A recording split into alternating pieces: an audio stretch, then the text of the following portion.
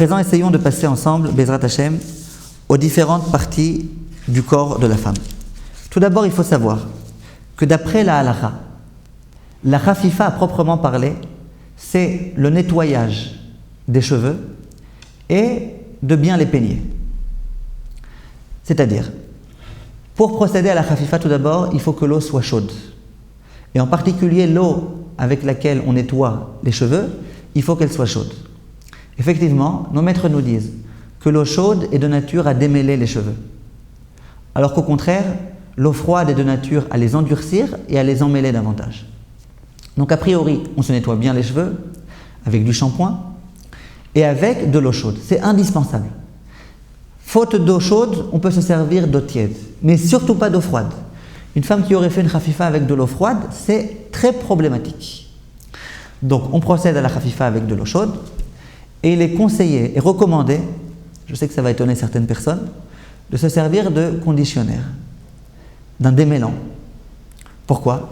Étant donné que ce qu'on cherche, c'est que les cheveux soient démêlés, qu'il n'y ait pas de nœud qui se soit fait dans les cheveux et qui pourrait constituer un écran entre le cheveu et l'eau.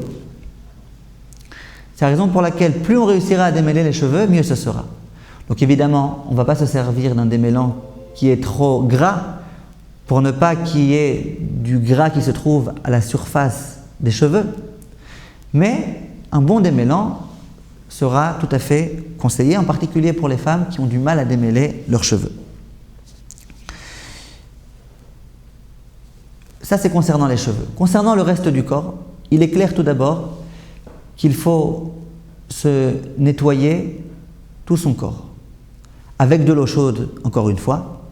Simplement, pour les autres zones du corps qui ne sont pas pileuses, on peut même se servir d'eau froide a posteriori. Si on ne peut pas se servir d'eau chaude, on se sert d'eau froide. Alors, comment procéder à cette toilette-là ? Alors, tout d'abord, il faut savoir qu'on ne peut se servir que d'eau. Une personne qui voudrait faire cette toilette avec, je ne sais pas, du Coca-Cola, de l'Orangina, on ne peut pas. Vous comprenez bien. Ces choses-là, au lieu de nettoyer, elles vont salir davantage. Donc, il faut se servir nécessairement d'eau. Les zones pileuses en dehors des cheveux doivent eux aussi être peignées. Simplement, contrairement aux cheveux, où il faut nécessairement se servir d'un peigne, concernant les autres zones pileuses, on peut se contenter de les démêler au travers de ses doigts. Prendre ses doigts comme ça et réussir à démêler un petit peu. Concernant la toilette des yeux, il faut faire attention à bien nettoyer les yeux, en particulier les recoins de l'œil, dans lesquels souvent il y a tout type de sécrétions jaunes, vertes. Ces choses-là, il faut les retirer parce que quelquefois, ça peut empêcher l'immersion d'être validée. Les verres de contact, on essaye à tout prix de les retirer avant de se tremper.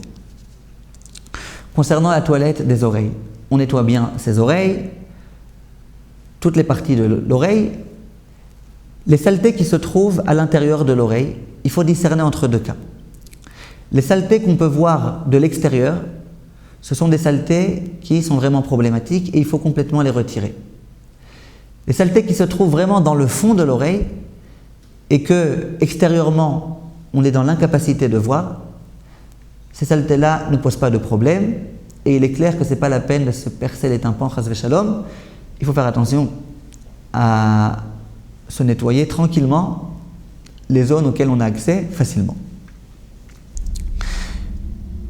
Les trous dans lesquels sont suspendues les boucles d'oreilles, il faut aussi essayer de bien les nettoyer. Certains décisionnaires conseillent de prendre la boucle d'oreille et d'entrer l'aiguille de la boucle d'oreille dans le trou, de sorte à ce que s'il y a une petite saleté qui se trouve à l'intérieur, qu'elle puisse sortir rapidement. Concernant le nez, il faut bien se nettoyer le nez, il faut bien se nettoyer l'intérieur du nez. Les zones auxquelles on a accès facilement avec son doigt, avec un mouchoir bien sûr, on doit les nettoyer. Les zones qui sont beaucoup plus profondes, à nouveau, ce n'est pas la peine de se faire mal, ce n'est pas la peine de se blesser. Ces zones-là ne sont pas tenues d'être nettoyées. La femme devra se moucher le nez avant de se tremper, en particulier si elle est enrhumée. Alors avant de se tremper, elle devra bien se moucher le nez. Si une femme saigne au niveau du nez, il faudra qu'elle attende que le sang s'arrête de couler, et après qu'elle se nettoie bien le nez, qu'elle se mouche bien, et ensuite elle pourra immédiatement aller se tremper. Concernant la bouche, les peaux mortes qui se trouvent sur la lèvre, il y a quelquefois des petites peaux qui sont toutes petites, qui ne dérangent pas du tout. Ces peaux-là, ce n'est pas la peine de les enlever. A priori, on essayera de les enlever, mais ce n'est vraiment pas obligatoire. Les peaux qui sont déjà plus grandes, plus importantes, qui dérangent, ces zones-là, on essaye a priori de les retirer, et c'est important de le faire. Ensuite, c'est important de bien se brosser les dents. Si effectivement vient se loger entre les dents un reste de nourriture, de viande, de pain, de tout type de choses, quelquefois ça peut rendre impropre l'immersion. C'est la raison pour laquelle on se brosse bien les dents. Il est recommandé, ce n'est pas obligatoire, mais on essaye de le faire dans la mesure du possible, de se servir d'un cure-dent pour réussir à avoir vraiment accès dans la zone qui se trouve entre les dents et réussir à décoincer tout reste de nourriture qui pourrait s'y trouver. Si une dent est cariée, il faut réussir à bien nettoyer l'intérieur de la dent de sorte à ce qu'il ne reste rien du tout à l'intérieur et que l'eau puisse potentiellement avoir accès là-bas.